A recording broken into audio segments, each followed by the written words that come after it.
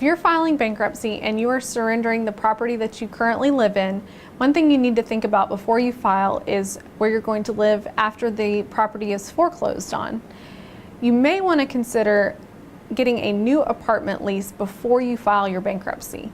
if you have the funds to move and to put down a security deposit if there is one. The reason for this is once you're actually in your bankruptcy, it can be somewhat difficult to obtain a new lease on an apartment,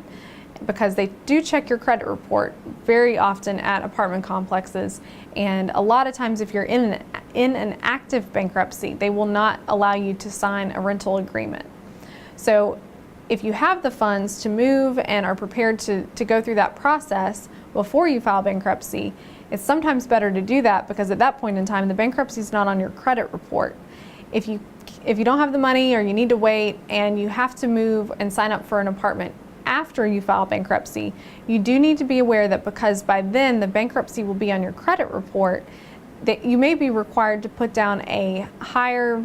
security deposit, and your rent may be a little bit higher. Usually where they'll get to you is on the security deposit though, so you do need to be prepared and have some money saved up, especially if you've been living in the house that you surrendered and you haven't been paying any mortgage or rent. So if you have any questions about this, talk to your bankruptcy attorney, but it's important to do some kind of strategic planning before you file bankruptcy if you're considering moving and signing up for a new apartment lease.